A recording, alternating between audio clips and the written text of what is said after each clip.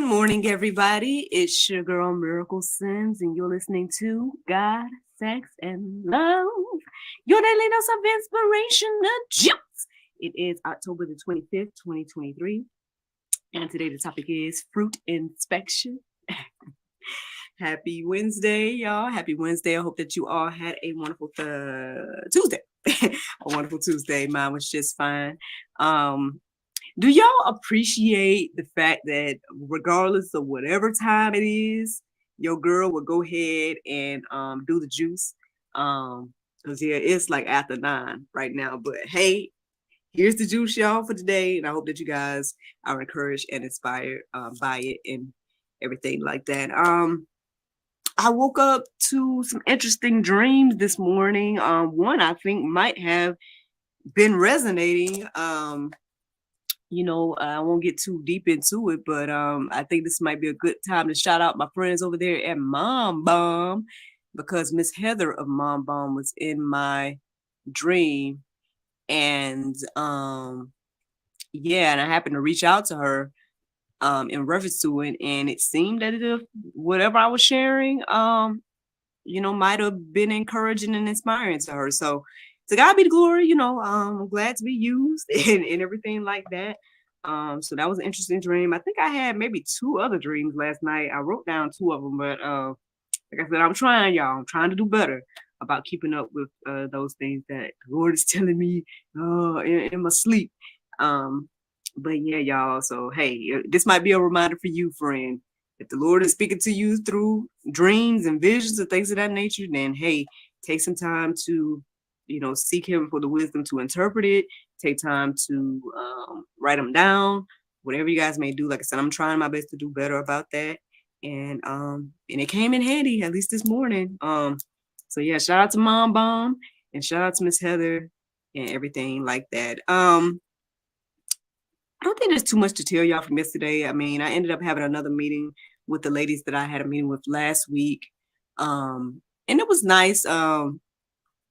One of the ladies is a bit of a prophetess, so she kind of was speaking into, both me and the other lady's life and things of that nature. And I mean, it's always good to get a good word or two, or get some confirmation and things like that, because that was an interesting thing as well. Like, I felt like a lot of the things that we were talking about were things that either, I felt like God has been showing me with juice, everything like that. So it was kind of confirmations in some ways, and then I was able to kind of share some things that was coming to me, and hopefully that was encouraging and inspiring. So yeah, that's the main thing that happened yesterday. Outside of that, like, I can't think of anything else of significance to share. So let's get into this juice, y'all. Let's get into this juice. I guess it's time for us to do a fruit inspection, because that's what I was encouraged and inspired to look into today. I woke up this morning around 1 something.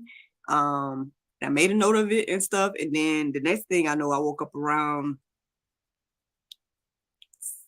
6 or 7, one of them, sometime around that, and it led me to whichever time I woke up the second time led me to this conversation about good fruit versus bad fruit and things of that nature. And so I went, started looking up verses and things centered around that, and wrote down the verses that were standing out to me, and ultimately came up with this concept of fruit inspection. So, friend, I mean, I don't know where you are today. Are you bearing good fruit or bad fruit? You guys can,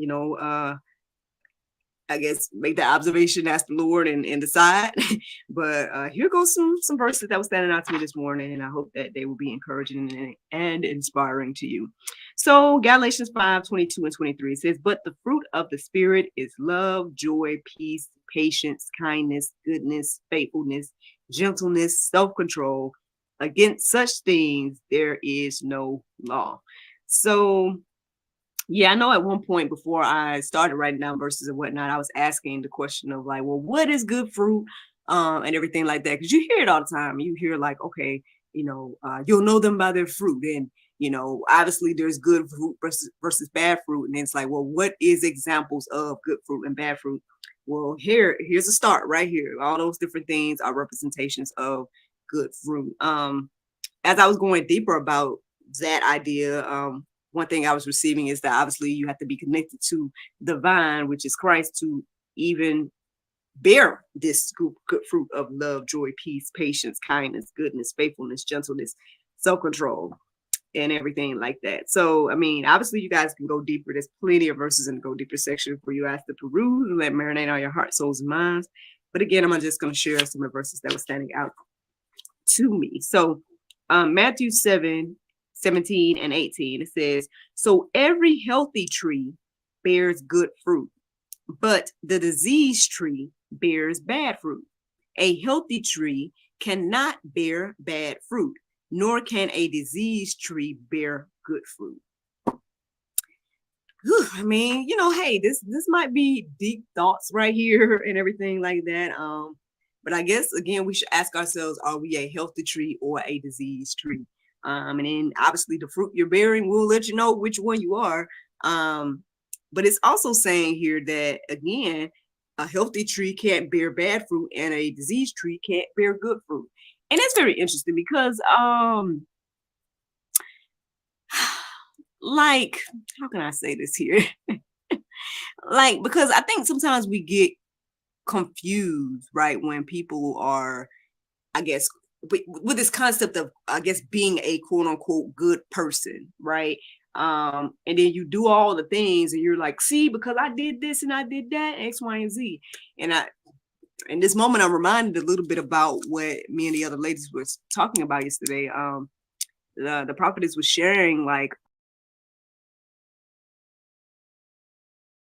and things like that, and not doing things to be seen by others and things of that nature, right? And as I was reading, I went to gotquestions.org this morning, and I came across an article that the article was, what is the key to bearing fruit as a Christian? And it went deeper about this concept again about the good fruit versus the bad, as well as getting in the habit of doing routines as believers, and thinking that that's the quote unquote good fruit.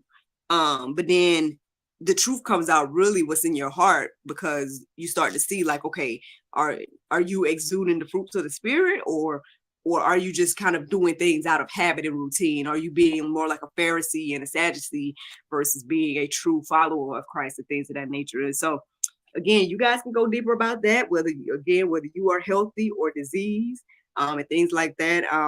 And I know it can get kind of iffy when it comes to this conversation about, again, a healthy tree not being able to bear bad fruit, and a diseased tree not being able to bear good fruit. But well, one, I believe that the Lord will give you the wisdom regarding that. So that's one thing. And then two,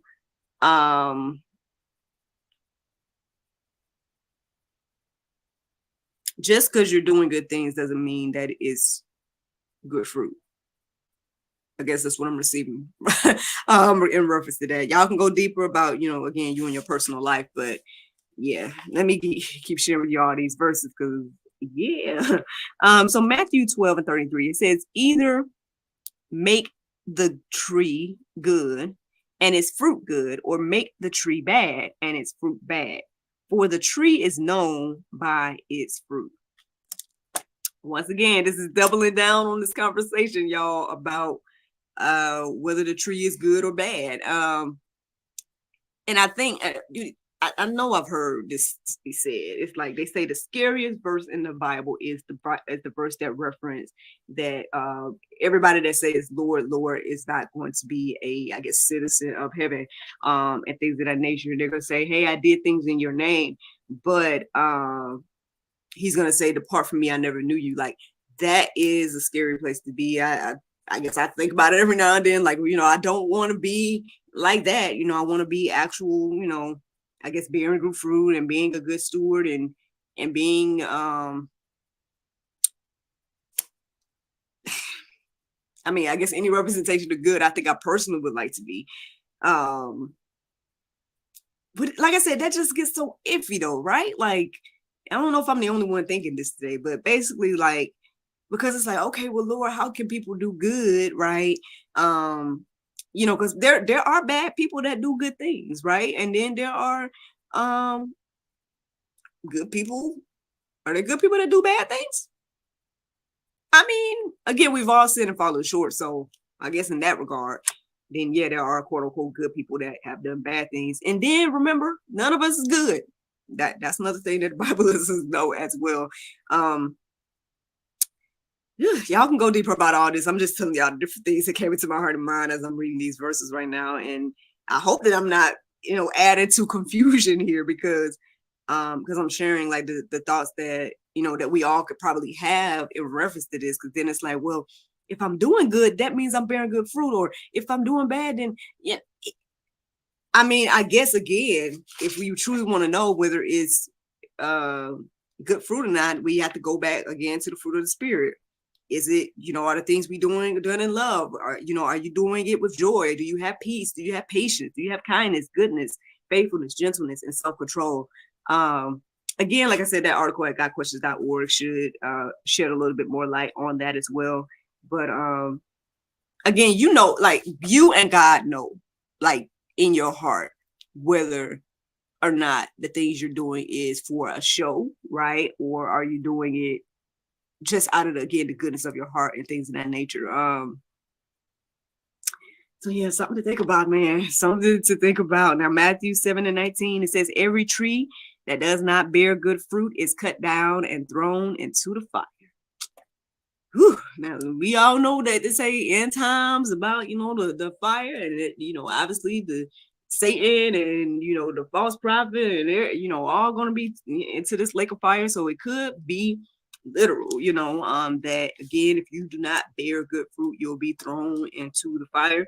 But I mean, I don't know. Should I even give the other alternative way that this could be looked at as well? I mean, I'm sure there are, but yeah, I guess just leave it. I feel led to just leave it right there. So I'm gonna leave that right there. That's what that verse says. And I mean, I think we should probably take it literally.